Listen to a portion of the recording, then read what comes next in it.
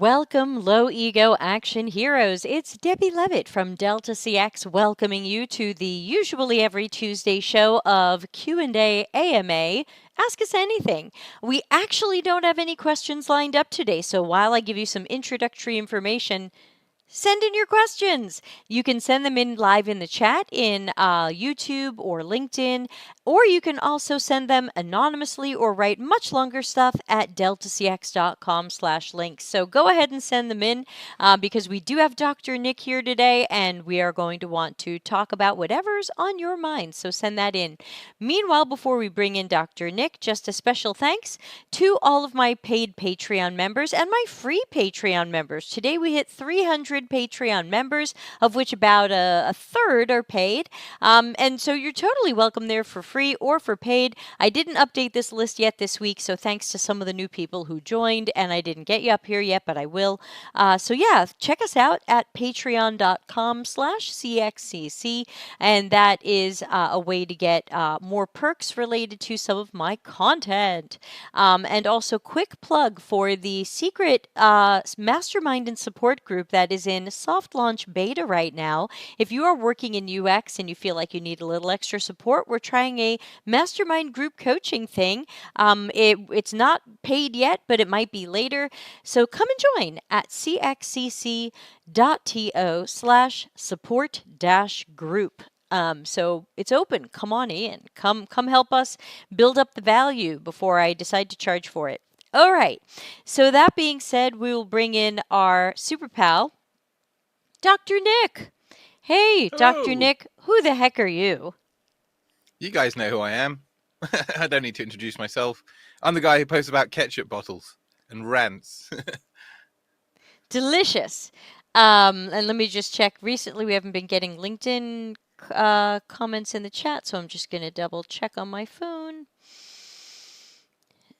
See if anybody from LinkedIn. So if anybody's got a question or comment, oh, thanks. We're getting applause on LinkedIn. Thank you very much for the clap. So if anybody's got a question for either or both of us, again, you can put it in the chat or you can put it in deltacx.com/links. There's a link there that says Q&A. Yeah, where is it? Q&A questions. If you are a mid-level or higher Patreon member, come on over to our Discord and put your question in the super secret Q for AMA channel, since I will have my eye on that, because then you will be priority, though everyone's a priority today. Nick, I wanted to take a moment while we wait to see if we get any questions to, yep, hearts are being set off on LinkedIn, thank you, to say, first of all, it sounds like you had some really great and successful conference talks happening lately. Where can, if people miss those, are you going to put them up as online recordings or courses? Where can we find those? That's very funny you should mention that, because one of the two that I did was called signal to noise in the age of misinformation, which in retrospect is not the greatest of titles when you're looking down at the UX of a conference proceedings. I need something snappier that says what it does on the tin. Big learning. But it went down really well, got massive scores, did great. I'm probably going to open source that. That it's such important knowledge, and it's so foundational that I feel like I'll probably put that one out there, just because everybody needs to know it. I'll present it to people. I can present it for you guys here at Delta CX. It just needs to get out there. It's the basics of validity and science thinking, basically. I don't want to ruin it, but basically, I led off by telling everybody, you are what you eat, right? So you don't eat food that you find on the floor. Right, you wouldn't walk along and find some chips on the floor and go, those look tasty, I think I'll eat those, because you don't know where they came from. They might make you sick, might make you ill. Not a good idea. People don't do that unless you're absolutely desperate, but that's another story. But yet we do this all the time with information. We do it all day and every day. In fact, the younger generations are more prone to doing this, just consuming information from anywhere. It's really a case of dopamine stroke entertainment first and validity second or third or fourth or fifth or 10th or not even on the list. So this is, I'm a science first kind of guy, and this is what I preach. So a lot of the problems that we have in our world are validity based, whether it's in your professional world or personal world. They just are. People like me are trained bullshit detectors, so we see a lot of this stuff. Not all of it, but a lot of it. And so I feel it's my responsibility. I can see this. You're being manipulated. Don't, So that's what that was about. That was Prague. Lisbon was a half-day workshop on AI stuff, and again, happy to do that for people. It was a framework that I put together called ISAW. Oop, have I lost you guys? No, I still see and hear you. Oh, there we go. We've gone a bit garbly. Hang on. This better not be me. Oh, that's not me. Bandwidth again. I definitely We're see and back. hear you, so I think we're doing okay. Okay, fine. Sorry, apologies, peoples. Lisbon was a half-day workshop presenting a framework called ISAW, AISUR. Not the best of acronyms either, but it's AI-supported user research. And it's basically just a very quick 8-step framework that becomes very quickly habit to keep yourself and your data safe effectively when using AI. Because I spent hours last night with it lying to me again. Oh Both boy. all of them. So yeah, that's where I've been, just been doing conference stuff, and I don't have any other conferences lined up for this year, which I'm kind of relieved at. But if somebody asks me, I'll probably say yes.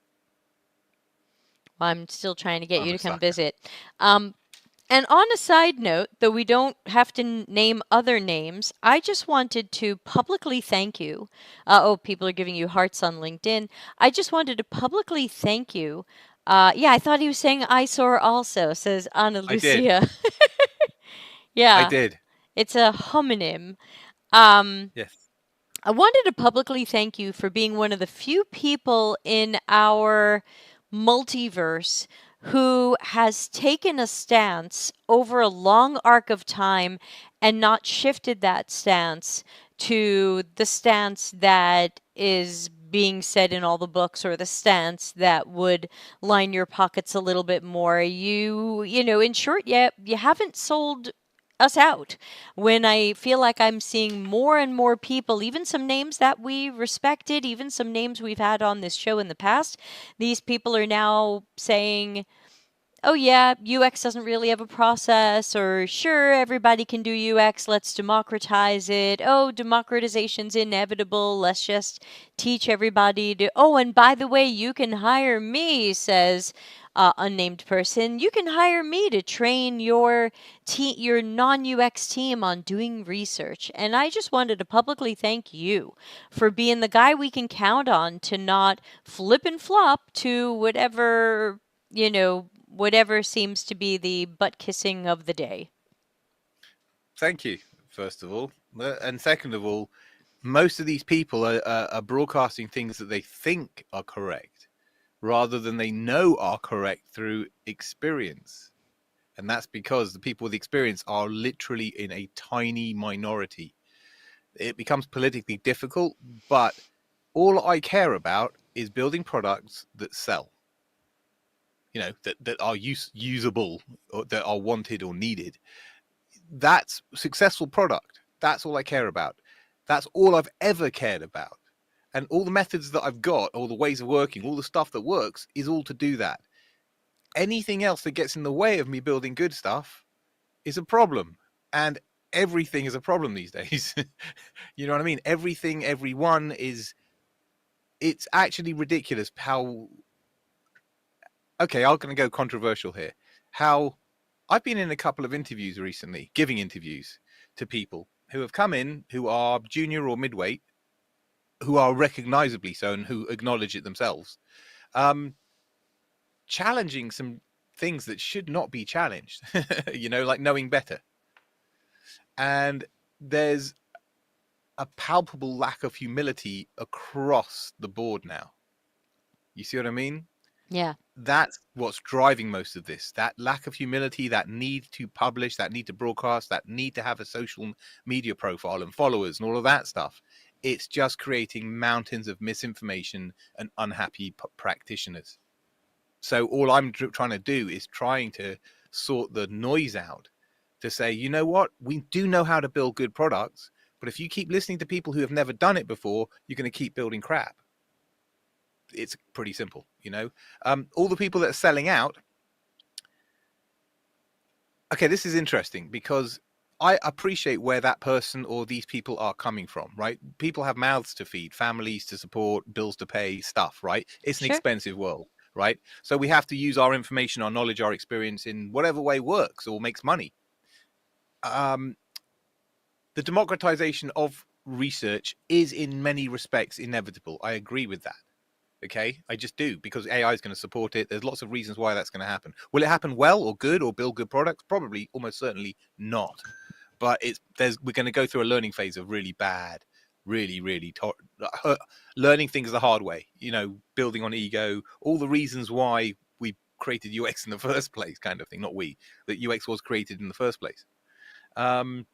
Also, these people's reputation is going to, I hope, get fairly damaged, because you can only U-turn a few times before you lose any credibility. And if you keep preaching things that don't work, you're going to lose credibility.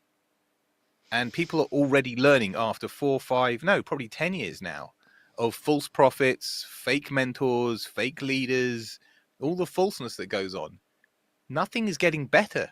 They've all had ample time in their positions to make the active change necessary, but they haven't.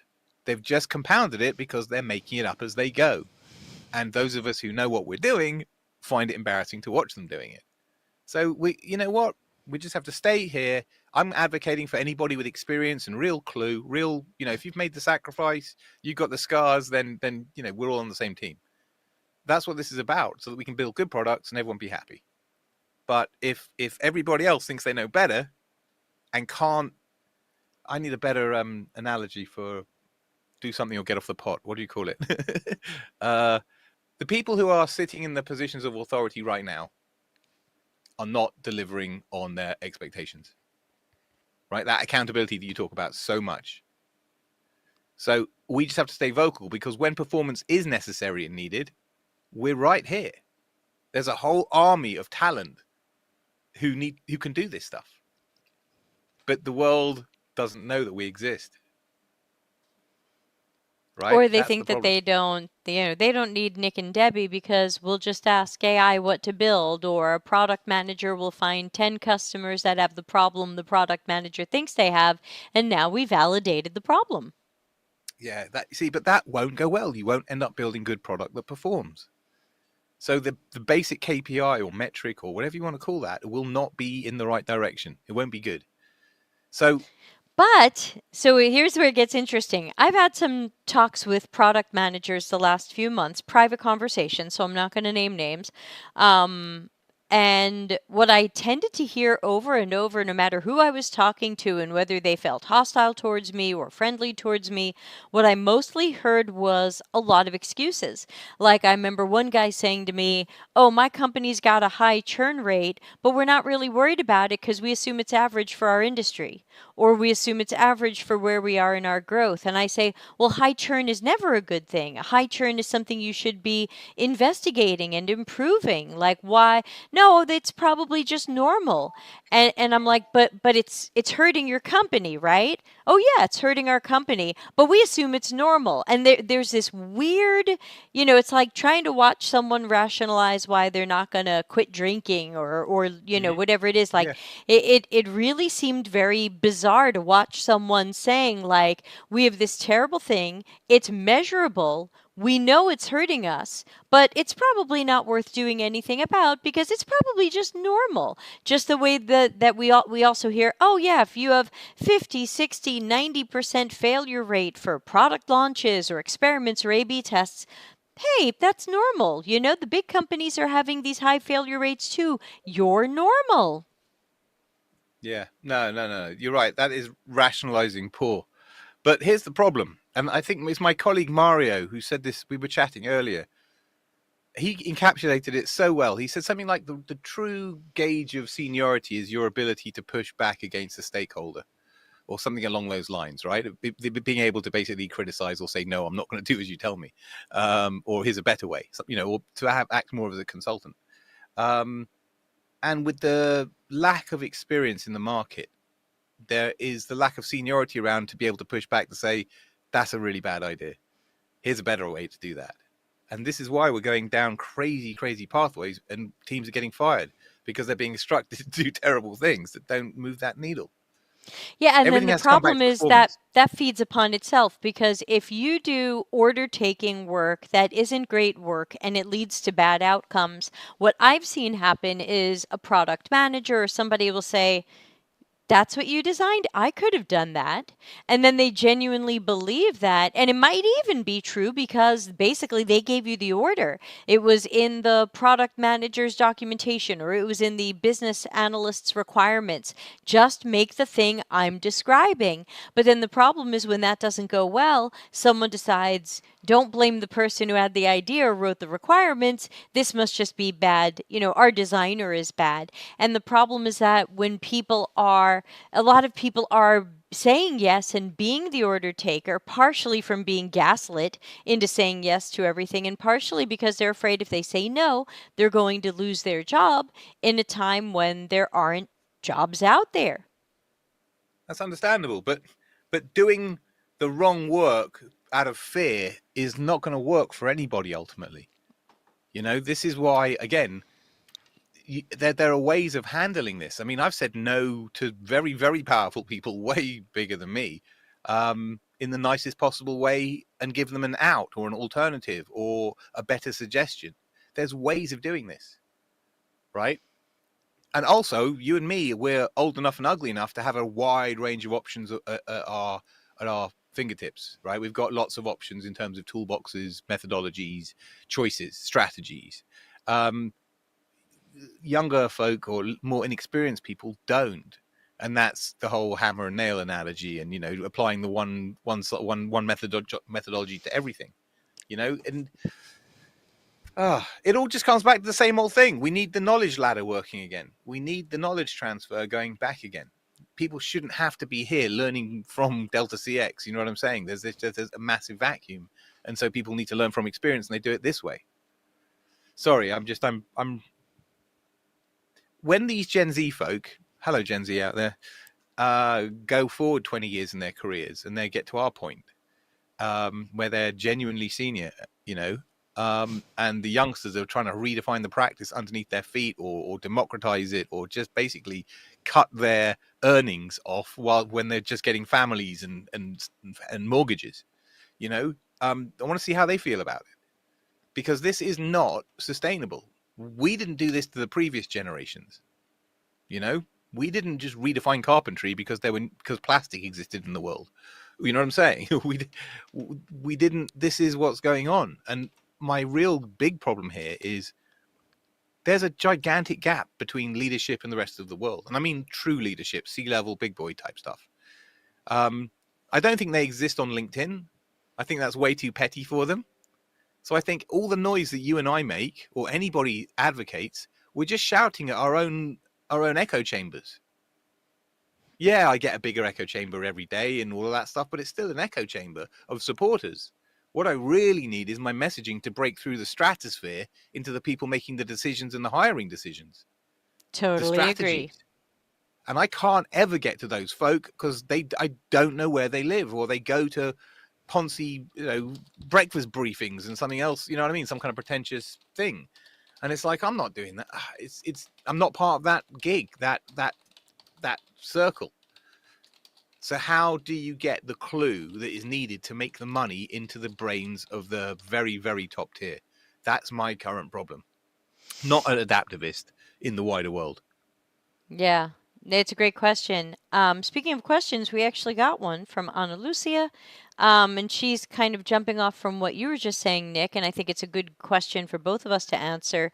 Nick, do you have an example of how to politely reject, or I think she really means like push back, against people in higher positions? Oh, we've Yeah, got something from 100%. Larry. Hi, Larry. We'll Hi, we'll we'll Larry. we'll cover what Larry's saying next. So, Nick, any examples or suggestions on pushing back against people in high positions? Yeah, sure. Look, also, this isn't very rarely a one-hit deal, right? This is like housebreaking, an animal, maybe like a dog. You're not going to do it in one session. It takes behavioral change, and it's the same thing here. It's about establishing a position of credibility and trust. It's what Dr. Ari Zelmano calls the trusted advisor. Um, it, Don't do that. Okay, I won't Oh do no, I'm that. just saying I'm done with Dr. Ari. You're welcome to Yeah, mention him if you like, but he's not on my positive list no mo. I I understand that, and I understand he's done some sellout stuff recently. I understand that, but I'm just crediting him with where I got that information from. Fair enough. Um, I would want us to credit people. So sorry about that. Go on. no, no, it's cool. It's cool, cool, cool, cool. Um, so initially, you need to kind of lean. You do need to lean into them, right? If the higher the person, the usually the less the time and the bigger the ego. Generally speaking, I mean, so you need to kind of lean into it. So you have to give them the impression that you're genuinely on their side and genuinely trying to achieve the same things that they are, not what you are. It's not combative. It's not us and them. It's what we're trying to achieve. Okay, so that's kind of most importantly. So that's setting the context for any negativity. It's like my heart's in the right place. I might call your baby ugly, but it's a necessary thing that I need to do, right? Or say something that you don't actually believe or meets with your expectations. You also have to, in criticizing what they want to do, you have to have a solution. Anybody can point out wrong. Everybody's got an opinion. That's easy. But the real professional is the person that comes up with an appropriate solution. So that's a shitty idea. Here's a better solution. Here's a better idea. Right? Something along those lines. Obviously, don't use my language. That's not such a great idea, sir or madam. This is another great one. This is brilliant. You're going to love this. This is gold. My PhD supervisor, can imagine supervising me was a pain in the neck, right? That was not fun.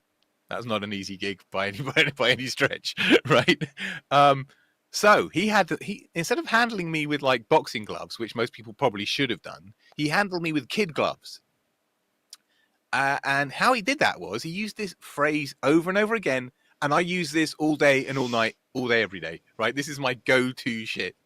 Have you considered, right? Three of the greatest words of a preface in the history of the English language, or at least user research and UX stuff. Because you can be like, dude, that's such a bad idea, but have you considered? Right? And I'm not telling you what to do. I'm not mansplaining. I'm not being an old white guy. But I am saying, have you considered?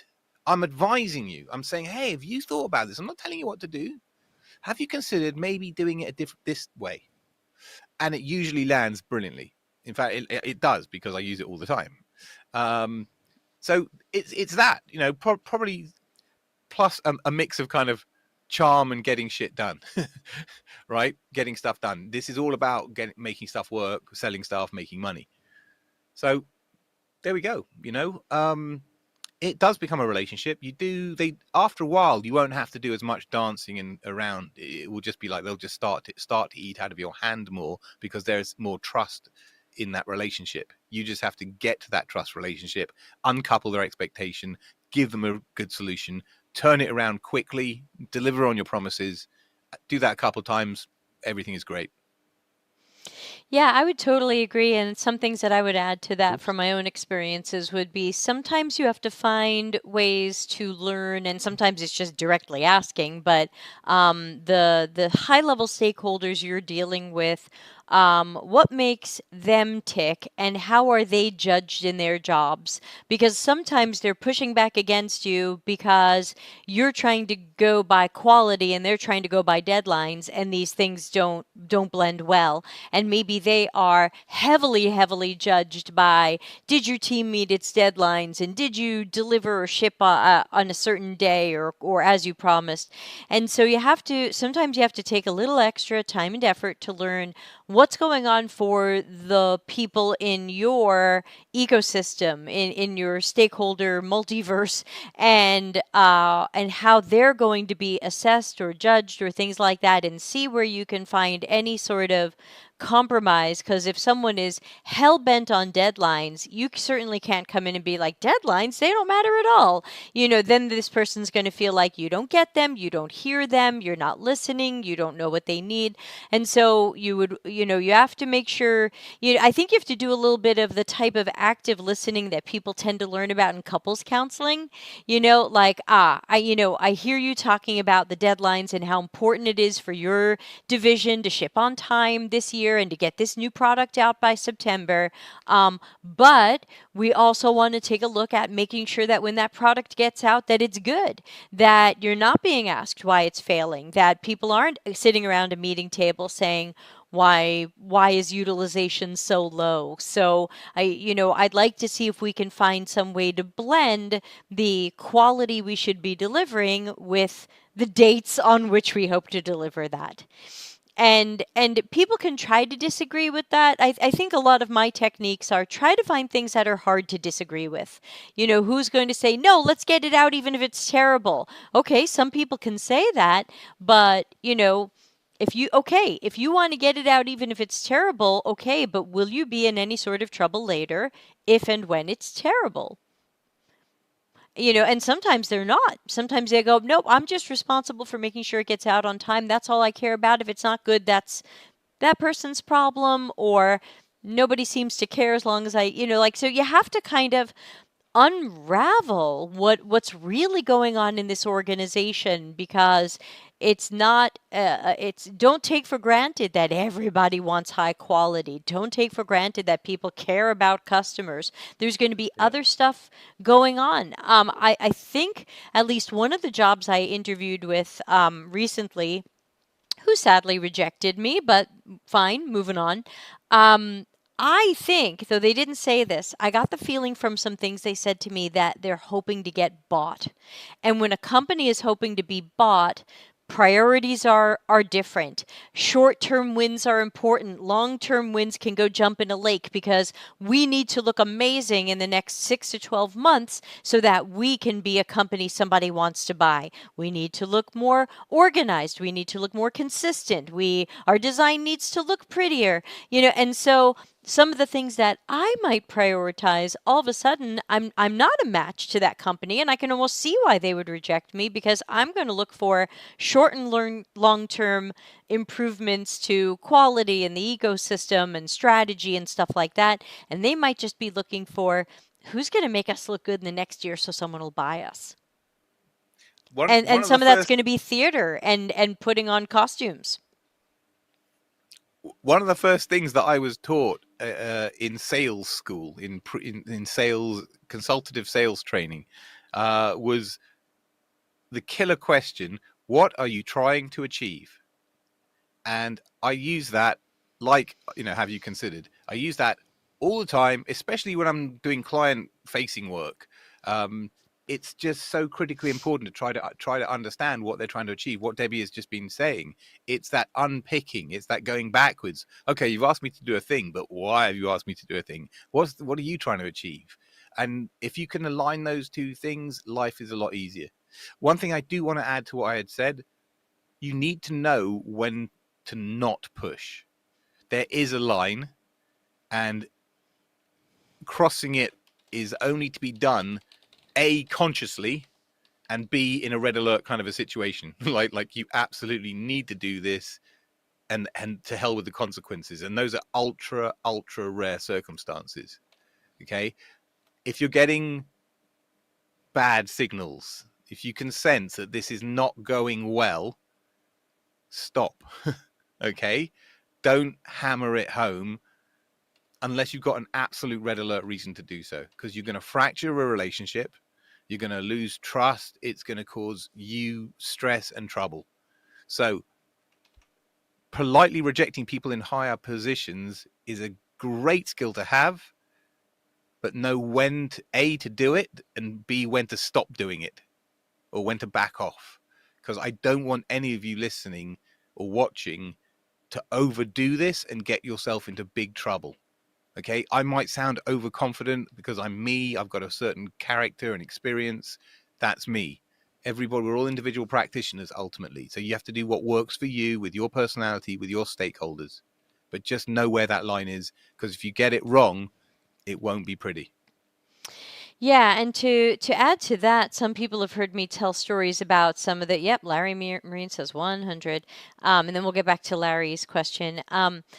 some people have heard me here tell stories about some of the consulting projects I've been in where when I held that mirror up to that company or department or leader and I said, here's what's really going on here, here's what's really broken, and my plan to fix it, there's been someone, usually one, sometimes two, people in that room who realize, oh, holy shit, this person's probably going to reveal that I'm the problem. And so I need to make this person look bad. I've had people try to get me fired. I've had one person successfully get me fired because they knew that I was going to reveal how they were the root cause of the problem. And so that's kind of an example of what Nick's talking about, where if you do go far enough with some of this stuff, a lot of these roads tend to lead back to a person. And depending upon what you are there to do, if you're a designer or a researcher, it's probably not your job to say, Bob Smith, that's the guy who's causing all our problems. Yeah, that's going to be probably bad for you. In some of the consulting roles I've been, they claimed to want to hear that, but that of course didn't stop those people from trying to sabotage me and trying to make me look bad. And the last time someone did it to me a couple of years ago in a big meeting with C-level people, once I gave them the short version of my report and I didn't name names because they were on the call, and I just talked more generally about it. And after I was done, the biggest troublemaker at the company, unmuted and said, "You're just being an antagonist." Wow. And I said, you are allowed to apply any adjective you would like to me or what I've said if that makes you feel better. But everything I've been talking about came from the interviews with all of you. So none of this should be a surprise to you. These are all things you technically know because you told them to me. And so you can pretend I'm the problem or I'm an antagonist, but I'm the person trying to hold up the mirror and help us improve this. And I was getting all these back channel messages from people in the meeting going, it's not you, you're great, this was a great report, it was just tough to hear, and, but you're not wrong. And so, you have to be careful because there's usually one or two of these people in leadership at companies who don't want you, as Larry said earlier, to point out that the emperor has no clothes.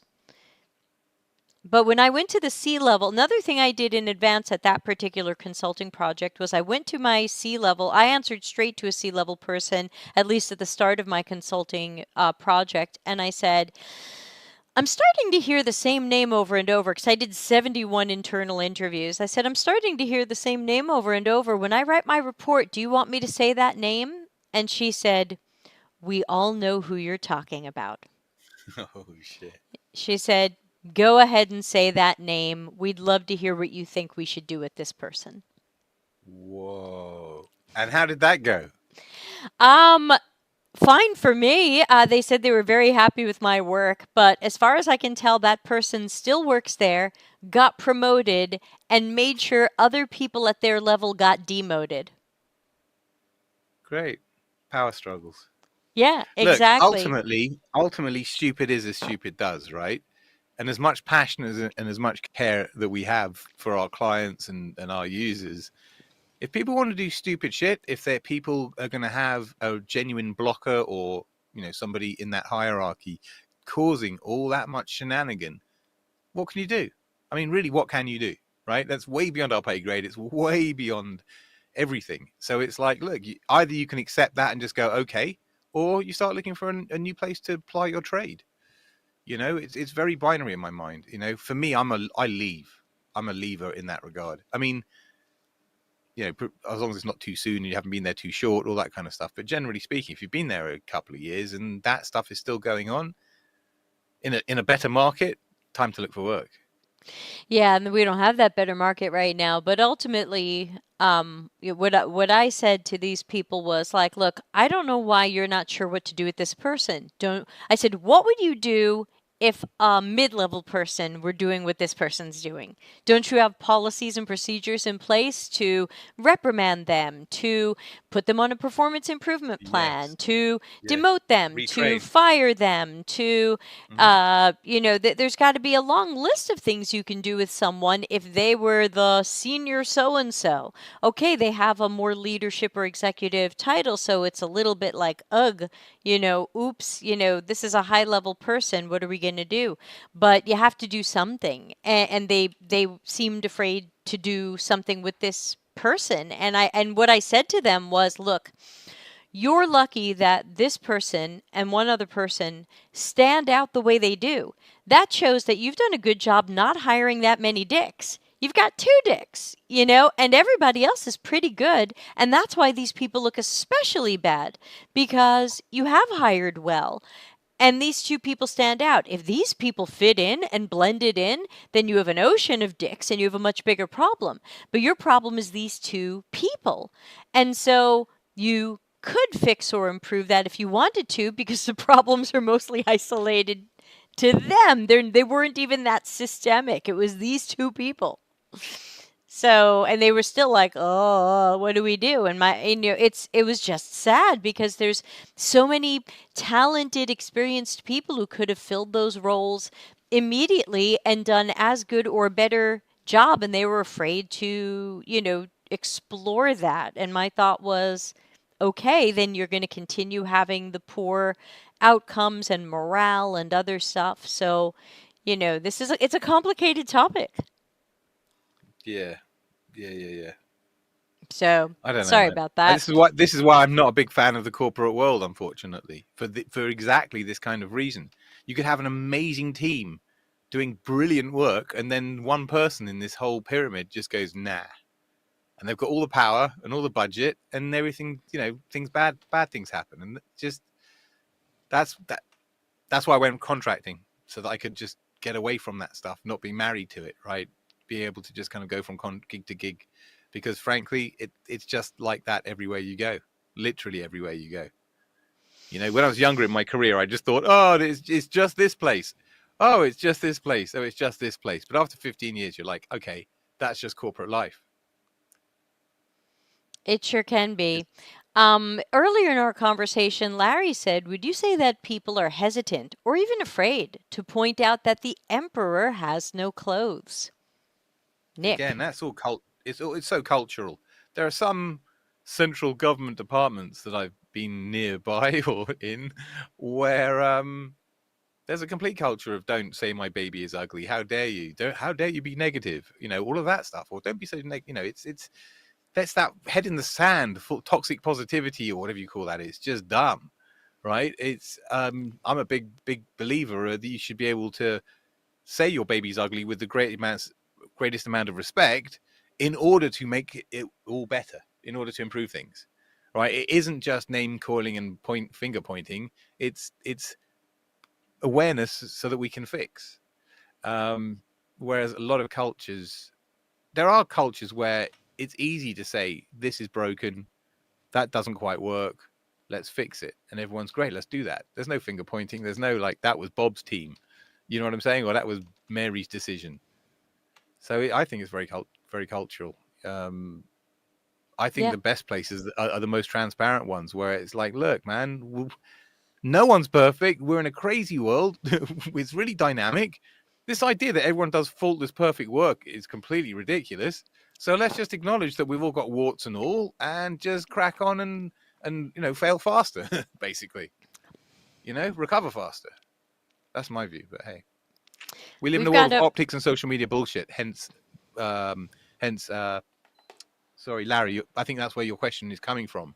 Not I think that's what's driving it. The reason why people are hesitant or afraid is because we live in a world where masking and social fronts and visages, facades, whatever you want to call them, um, comes as standard, right? Who you are on the social media is not who you are in real life, which is absolutely ridiculous. And it's like the express train to mental health hell. Really is. But that's, I think, what causes that. It bleeds over into profession. yeah, and I could go on and on about this, but I won't because we have a fresh question from Jennifer Brown who says, Do you feel like it makes a difference in your career to go contract versus permanent employee? Yeah. I think it made a massive difference in my career. Huge. Let's just say my experience and power, and I mean that like in sort of practitioner power, not like, you know what I mean? My muscles, my practitioner muscles were all built as a contractor. Permanent is great. I think everybody should do permanent to start with. Spend 4 or 5 years, getting your chops together. There's a lot of benefits to be had with, well, at least in the old world of permanent, you get mentorship, right? That's the number one reason, at least historically, to be in a team of permanent people, because you're getting the same people giving you standard mentorship on actual projects, which is how we learn, right? None of us went to boot camps, none of us did any of this stuff. We all learned on the job, being mentored by somebody who'd done it more than me, right? Once you get to a certain point, maybe 4, 5, 6 years in, you're going to want to stretch your legs a bit, and that's when people tend to go contracting when they're senior, basically, because when you're contracting, you're not going to get mentored. You can't make mistakes in the open, or you shouldn't make mistakes, and so you're there to deliver a job to a high standard, and maybe even mentor or lead other people. So that what I did is I basically spent 5 years or 4 or 5 years as a permanent member of staff, and then went contracting because, again, I was sick and tired of people lying to me at interview. Really sick. So when you're a contractor, you can just, you're usually on 1 or 2 days notice, or a week of notice, or immediate two-way notice, which means you can just walk out, or they can fire you at any time, which, again, for someone like me or Debbie or anybody else, I'm perfect. I love living like that because it means you've either got it or you don't. And it's great. I love that's how being a contractor means you get to go round the world faster, because contracts might be 6 months, 12, 18. At a permanent job, you shouldn't really be leaving that job too often. It looks bad. You're a flight risk, all of that stuff. But as a gigger, as a freelancer, that's what you're there to do. So you can go round all over the place. And if they're horrible to you, you quit and you go somewhere else. No. So it makes a huge difference, I think. Contracting I'm so sorry. is My like, mother-in-law thinks I'm talking to Pier Mario. oh, I don't even look like Non Pier è Mario, Pier mother-in-law. Mario. No. Però non è lui. Guarda più vicino. Avvicini. Avvicini. Sorry, everybody. My mother-in-law is convinced that Dr. Nick is her son, and it's my husband, and it's not. You're not. Got considerably more hair than me. No. He's no. Oh. Hold on. Oh, is he Let's similarly get follicularly challenged? let's get a But mother's listen, opinion. the nutshell, I'm not as good looking as that Italian beautiful man. Ciao. Same, but different. No, non è Pier Mario. Siamo dal vivo su YouTube. Okay. Okay, grazie, Giovanna. Well, she waves I'm to in London. everybody. Yeah, look, contract versus permanent. The contract market in the UK at least is dead. I can't say for America, but it's a good thing to get to. It is, but you need to get there with a level of confidence, of real confidence. If you get there without that confidence, you'll kind of get eaten alive by your clients, and that's not a lot of fun. You'll learn, but you'll just learn the hard way. Jennifer says, I did contract before perm. I learned more contracting, but that's probably because I was the only UX researcher at my company. Larry says there's project work, consulting or agency, which gives you exposure and experience on many different products. Yeah, and the one thing that I want to mention, I want to talk quickly about the pros and cons that I've experienced as a contractor. Yeah, you're right, Larry. If you were on the show, that would, because Pier Mario's on a business trip right now, so she thought I was in a video call with Pier Mario, because from a distance, I get it. Glasses, beard, bald guy. Okay. Anyway, so one thing that I want to say, some pros and cons that I've experienced in many years of mostly contracting, is a couple of things. Number one, for a pro, I was usually less involved in office politics, and that's a pro. Number two, I was often seen as the hired person who's going to wrangle this thing, and we're probably overpaying for this person, so we might want to listen. So I think that helped a little bit. And I always made more money. Did I say that already? I'm definitely paid more as a contractor than as a full-time employee.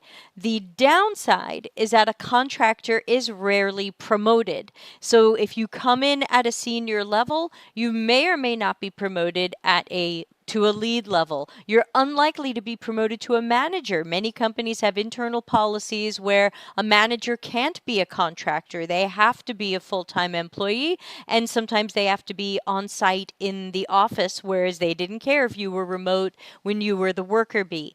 So one of the problems I've faced, and Dr. Nick and I've talked about this before, is I personally believe I should have been a manager for the last 10 years.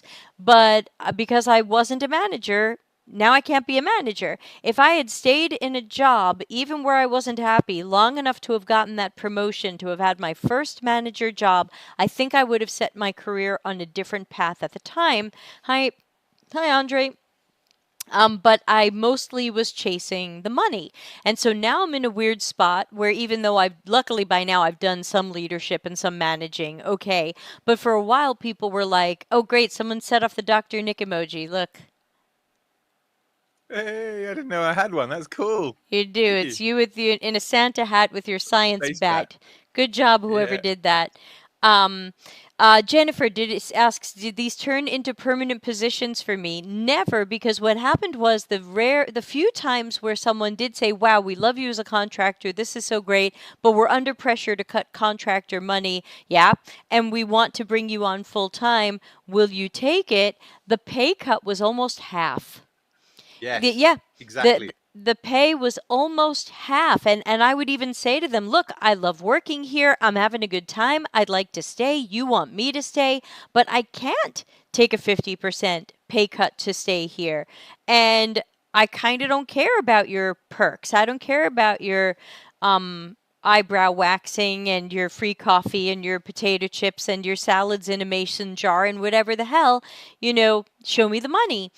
And they never could. And so that's where I did not turn contracting into full time. I'm not against it. I'd love to be full time somewhere. I'd love to drop anchor, but companies tend to bring me in as a contractor. And, like, for example, the job I'm at now is ending in a few weeks because it's the end of the fiscal year and nobody budgeted to keep me, even though my manager and other people have heard nothing bad about me. People are saying good things. I got a pile of testimonials that we put in our case study.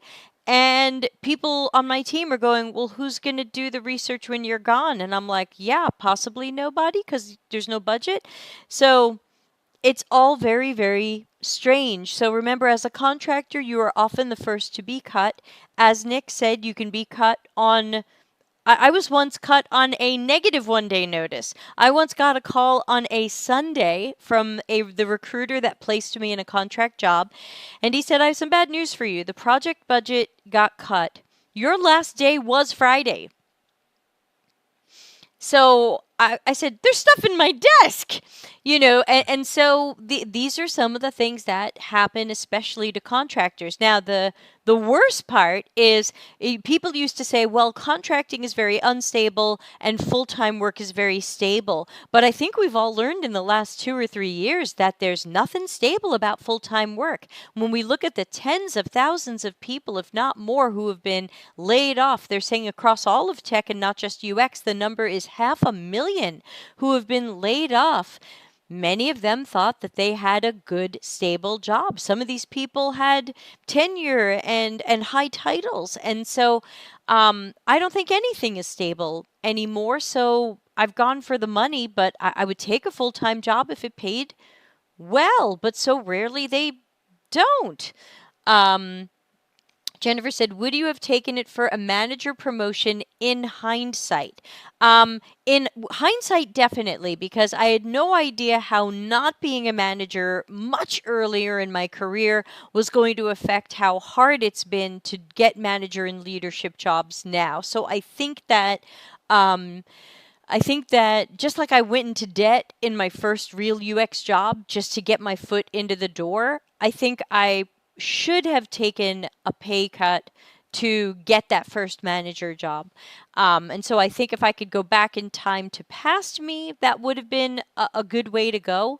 But, again, would I just have ended up here anyway? I have no idea. Larry says, good point about career path. I don't ever want to be a manager, so contracting or consulting works well for me, but not for someone who wants to be a manager. Jennifer says, do permanent managers make less than contract senior UX researchers? I was laid off yesterday after 2 years of perm because of an acquisition. You were laid off yesterday? No, Jennifer, I'm so sorry. Would a permanent manager make less than a contract senior UX researcher? Depends on the country and the company, but possibly. Jennifer, if it's me, I'm go grab a contract. I don't know what your life situation is, but if you're able to travel to where the contract is, I don't know how that works in the States, but if you can get a good day rate and staying in a travel lodge or equivalent is feasible, do that. The problem is the UK contract market is dead. Different in America. In fact, the interviews that I referred to earlier, we're actually recruiting contractors because it's easier to recruit through OPEX rather than through CAPEX and the usual shenanigans, right? Three I think kids the in a contract. new house. Oh, Jennifer. Oh shit, man. Well, then see if you can get remote contract work, right? Remote research work, if that's available to you. There Yeah, the must be problem is contracts out there. I'm applying to these jobs too, and the problem is there's 500 applicants for every job. Yeah, It's and really shit it's AI filtering. it's what I put in an application for a job the other day, and when I pressed submit, the confirmation page said your application has been withdrawn. Like that's how fast they rejected me because of something I put in the application. So it's ugly out there. Yeah, I'm sorry for you as well, Jennifer. I got rejected today from a job I was pretty sure I was going to be offered. And all the interviews I had, they told me I sounded perfect. They're looking for someone just like me. This is great. I'm available when they want this to start. I'm okay with the salary.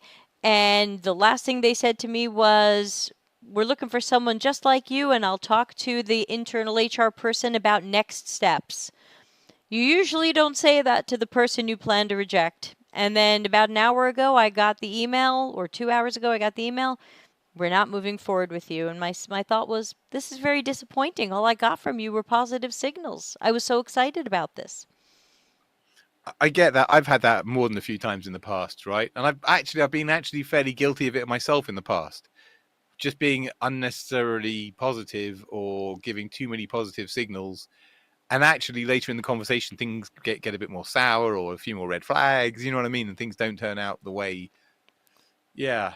Look, I feel that recruitment has been gamified steadily and been getting more gamified over the past 10, 15 years, right? It's all about, keywords and playing some sort of a game with algorithms and ATS systems. I don't even know anymore. And now there's AI to mess it all up. All I would say is don't be average. Be extremely something, right? Just don't be average.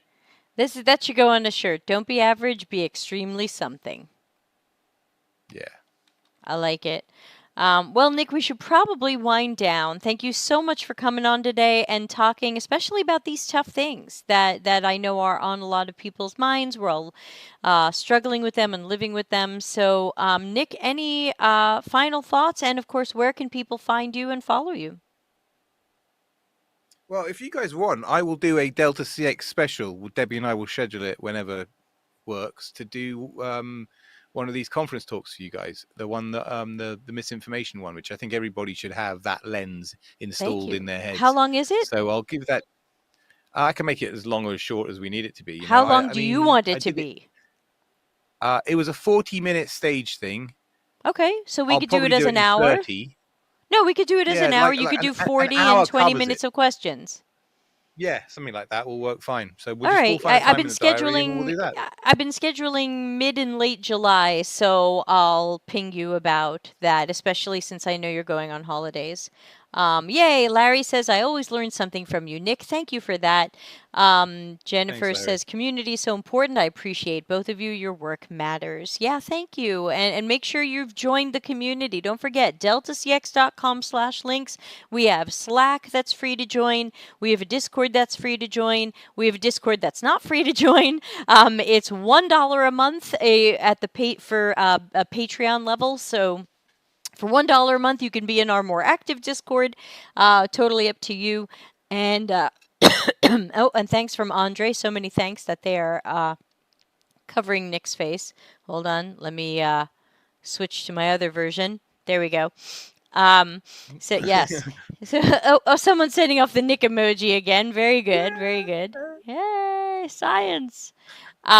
So Nick is here every month. We second Tuesday of each month, so you will find him again in the second week of July. We'll be here. Of course, anytime you want to ask some questions, you can catch me in our online communities, or you can also send your question ahead of time to deltacx.com/links, because even when Nick isn't here, I do these shows. I will be here pretty much every Tuesday for the foreseeable future. I don't think I'm going to miss a Tuesday for quite some time. I am going to be taking our summer vacation. Who remembers last year when I tried to broadcast from our camper trip? Was anyone around for that last year? We are going on another camper trip this year, and I will attempt to broadcast and do a Tuesday show again from the travel laptop. Thanks, Melanie. Thanks for coming. So next week at this desk, 2 weeks later, from the camper in where Italy used to be Austria. Yeah, Ana Lucia remembers. All right, kids.